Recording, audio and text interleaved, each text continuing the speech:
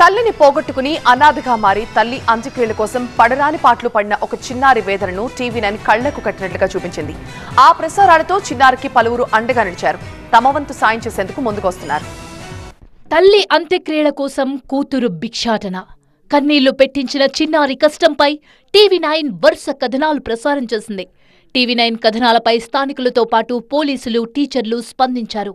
తోచినంత సాయం చేయడంతో తల్లికి అంత్యక్రియలు పూర్తి చేసింది చిన్నారి. నిర్మల్ జిల్లా తానూరు మండలం బేల్తా రోడ్ గ్రామానికి చెందిన 11 ఏళ్ల దుర్గా అనాథగా మారిపోయింది.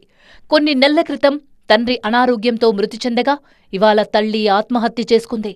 ఉన్న ఒకే ఒక ఆధారమైన తల్లి చనిపోవడంతో లోకం గురించి ఏమీ తెలియని 11 ఏళ్ల చిన్నారికి ఏం చెయ్యాలో దిక్కుతోచని పరిస్థితి ఎదురైంది. బంధువులు, నాన్న వాళ్లు ఎవరూ లేకపోవడంతో తల్లి మృతదేహం పక్కనే దీనంగా ఏడుస్తూ కూర్చుంది. తల్లి అంత్యక్రియలు ఎలా చెయ్యాలి, అందుకు కావలసిన డబ్బు ఎలా, ఇవేవీ తెలియక అక్కడికి వచ్చిన వారి దగ్గర భిక్షాటన చేయడం అందరినీ కలిచివేసింది. చిన్నారి భిక్షాటనపై టీవీ9 కథనాలతో ముతోల్ సీఐ మల్లేష్, స్కూల్ టీచర్లతో పాటు స్థానికులు సాయం చేశారు. తమకు తోచినంత ఆ చిన్నారికి సాయంగా అందించారు. కొంతమంది చిన్నారిని కలిసి సాయం చేస్తే మరికొంతమంది ఫోన్ పే, గూగుల్ పే ద్వారా ఆర్థిక సాయం అందిస్తున్నారు. స్థానిక సర్పంచ్ నిత్యావసరాలు అందించారు. సినీ నిర్మాత సిఎల్ నర్సారెడ్డి కూడా తన వంతు సాయం అందించారు.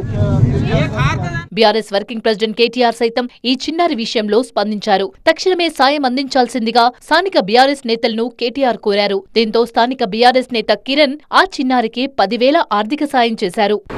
ఒంటరి మహిళ నిన్న రాత్రి ఆత్మహత్య చేసుకోవడం వలన తనకున్నటువంటి ఏకైక కూతురు దుర్గా అనే పాప అనాథగా మిగిలిపోవడం జరిగిందని టీవీ9లో మరియు వివిధ రకాల సోషల్ మీడియాలో వచ్చినటువంటి కథనాలకు స్పందించినటువంటి మా యొక్క బీఆర్ఎస్ వర్కింగ్ ప్రెసిడెంట్ కేటీఆర్ గారు మేము తక్షణమే స్పందించి చిరు ఆర్థిక సహాయం పాపకి చెక్కు రూపేణా ఇవ్వడం జరిగింది.